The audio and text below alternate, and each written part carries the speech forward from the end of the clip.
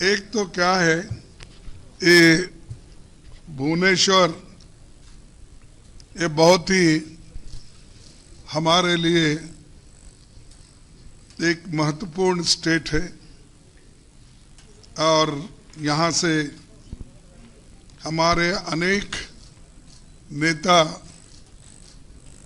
चुन के आए हैं और उन्होंने देश की सेवा की है और आज़ादी के वक्त भी यहाँ पर पंडित जवाहरलाल नेहरू जी को जो पटनायक साहब का सपोर्ट मिला तो इसीलिए हम आज़ादी को हासिल करने में कामयाब हो गए। तो ऐसा एक महत्वपूर्ण स्टेट है, ऐसे स्टेट में हम को जरा ये 24 बरस से धक्का लगा है कांग्रेस को और यहाँ पर आज नवीन पटनायक जी 24 वर्षों के लंबे कार्यकाल उनकी बहुत बड़े अरसे से काम कर रहे हैं, लेकिन इतने दिन काम करने के बाद और उन्होंने जिनके साथ काम किया वो भी कम से कम 10 साल से मोदी जी उनके साथ ही है। उन्होंने इस राज्य के भलाई के लिए एक होकर काम कर रहे हैं ऐसा हम पहले सोचे थे, लेकिन वो खरे नहीं उतरे। वो अब उनका एक दूसरे का जो ओपनली झगड़ा चल रहा है उससे मालूम होता है कि हमारे उड़ीसा स्टेट का कितना नुकसान हुआ, क्योंकि बगैर बात करे तुम लोग अंदर से ही एक होकर अपने तख्त की हिफाजत करने के लिए जो कोशिशें की, लेकिन उसका फायदा लोगों को नहीं हुआ। और आमतौर पर यहाँ उड़ीसा में भीषण बेरोजगारी है, दूसरा बेतहाशा महंगाई है। आपको तो मालूम है देश में महंगाई का एक बहुत बड़ा मुद्दा हमने उठाया है और यहाँ पर भी और भी महंगाई ज़्यादा है। उड़ीसा की पहचान सस्ते मजदूर मुहैया कराने वाला राज्य के रूप में जाना जाता है। वो सब ये लोगों ने बना दिया। यहाँ पर इतना नेचुरल रिसोर्सेस है और यहाँ का रिसोर्सेस बाहर जाके बड़े बड़े कारखाने बनते हैं, बड़े बड़े यानी एम्प्लॉयमेंट मिलने के जो आसार बाहर होता है, यहाँ पर वो नहीं मिलता। इसको अगर दूर करना है तो हम ये दोनों सरकार को बदलना होगा। और तीसरा, खास करके ये चिटफंड और खनन घोटाले के कारण उड़ीसा सरकार की पहचान एक भ्रष्ट सरकार के रूप में है। तो इसीलिए हम जो बीजेडी को पहले वक्त जो हमने एक यहाँ के लोगों ने जो चांस दिया, शायद अब इस बार लोग देने वाले नहीं हैं और इसके लिए बीजेपी और बीजेडी दोनों बराबरी के रिस्पॉन्सिबिलिटी उनकी है। और तीसरा, युवाओं में भीषणतम बेरोजगारी तो बढ़ रही है, लेकिन इधर उन्होंने कोई ध्यान नहीं दिया और हम अभी हमारे 7 जो नेता आए थे उनसे पूछताछ करने के बाद यहाँ कम से कम 41% ILO रिपोर्ट के मुताबिक अनएम्प्लॉयमेंट है। तो आप सबसे ज्यादा उड़ीसा में है, तो फिर आप डेवलपमेंट क्या करें? 24 साल एक आदमी एक जगह एक स्थान पर अगर बैठता है, अपने लोगों की चिंता अगर नहीं करता, 41% अनएम्प्लॉयमेंट रखता है, और फिर भी लोगों से वो वोट पूछते हैं, तो किस मुंह से वो पूछते हैं मुझे समझ में नहीं आ रहा। और इनको साथ बीजेपी तो और भी रिस्पॉन्सिबल है, क्योंकि यहाँ के लोगों को तो एक अलग ढंग से उन्होंने बोल कर अपने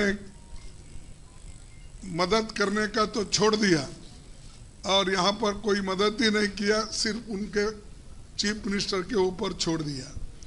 लेकिन चीफ मिनिस्टर और दोनों मिलके इस अपने उड़ीसा का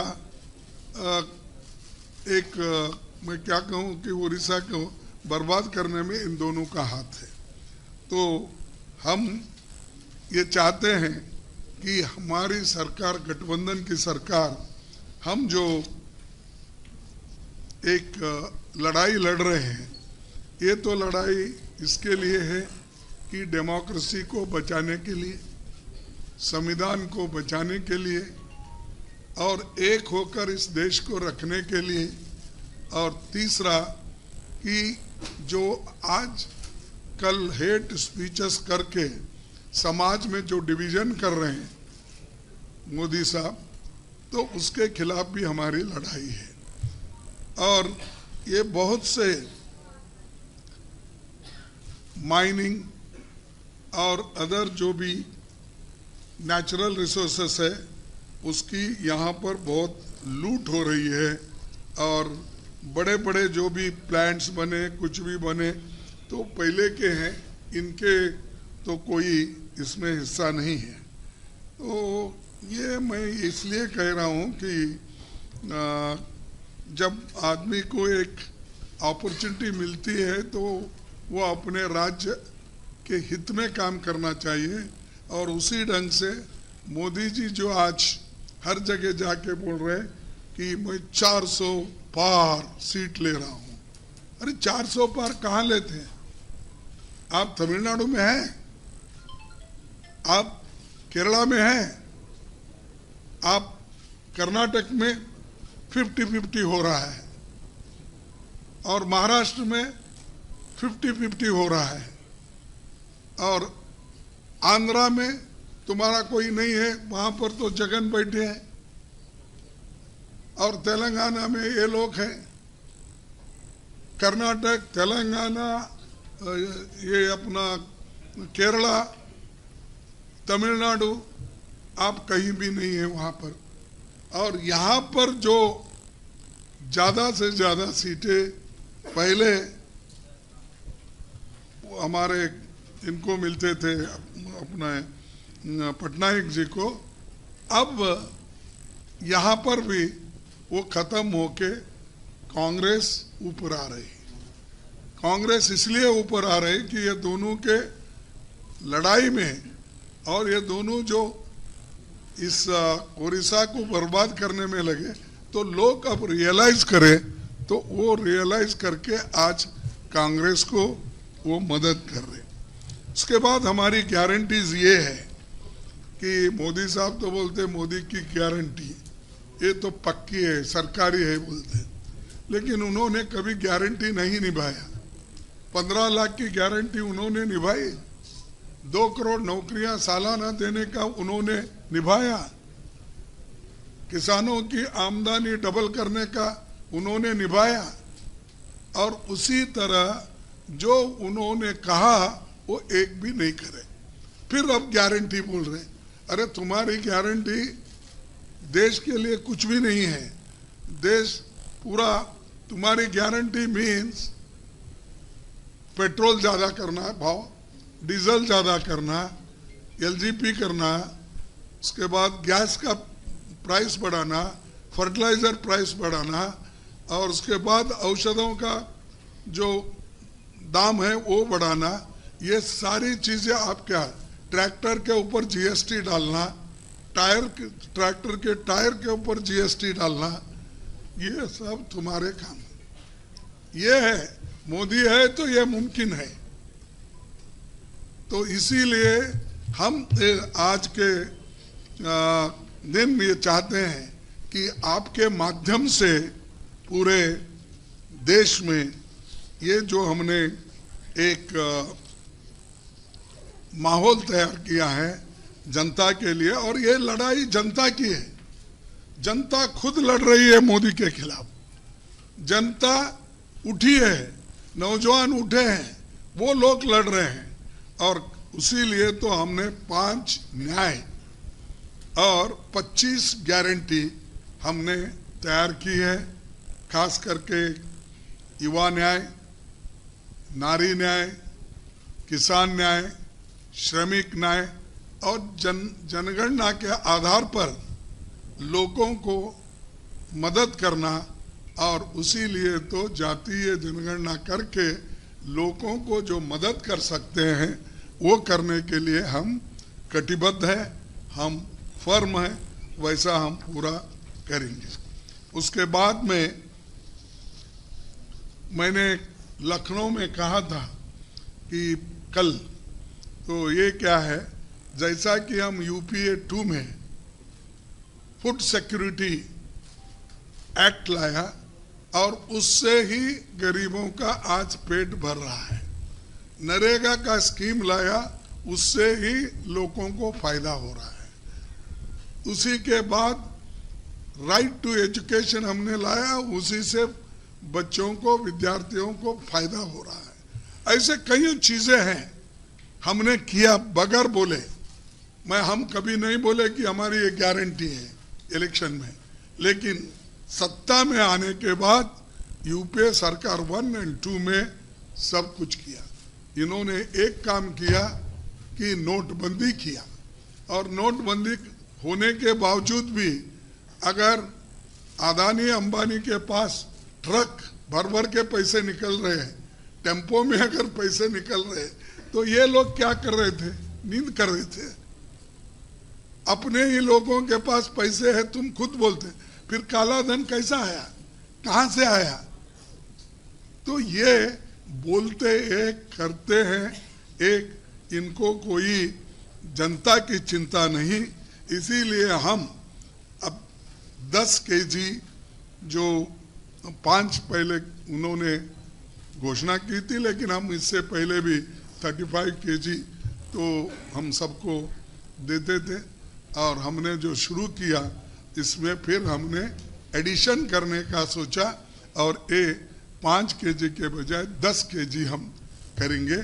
ये हमारा इरादा है और इसको आगे और बढ़ाएंगे। जब गठबंधन की सरकार आएगी, निश्चित रूप से ये न्याय और गारंटी को हम इम्प्लीमेंट करेंगे। और ये डेफिनेटली मैं बोलता हूं, बीजेपी की सरकार केंद्र में नहीं आने वाली है। मैं ये आंकड़े के साथ आपको बताया कि ये स्टेट में तो उनका घट रहा है, ये राज्यों में भी चलेंगे, ये राज्यों में भी उनके घट रहे हैं। अब फर्ज करो कर्नाटक में 1 ही सीट थी, हम तो वहां पर 10-12 ला रहे। तेलंगाना में 1-2 थे, अब तो हम वहां 10-12 ला रहे। फिर इनके पास कौन से ऐसे आंकड़े मिले जो 400 पार? मैं समझता हूं 200 से ज्यादा ये सीट उनको आएंगे नहीं, इनकी सरकार बनेगी नहीं, हमारी गठबंधन सरकार की बनेगी।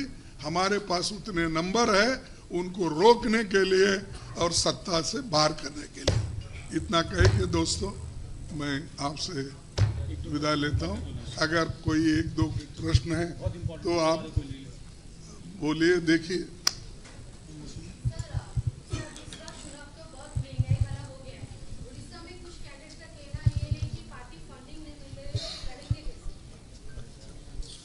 ये देखिए, इसको हमारे को एक तो हमारी अकाउंट बंद कर दिए, हाँ, जो 14 लाख रुपए की कमी थी कई के लिए कि हमने टाइम पे ये नहीं किया।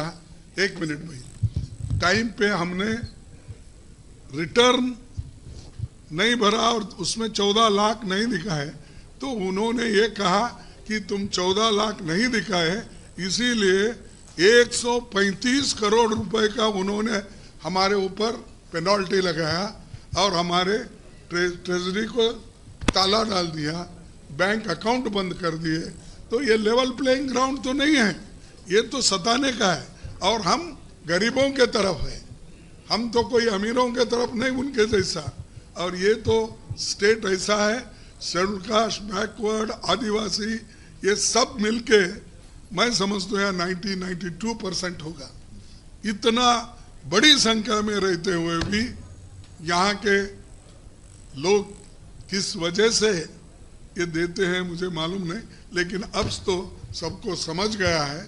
डेफिनेटली हमको वो लोग मदद करेंगे, इस बार हम जरूर आएंगे।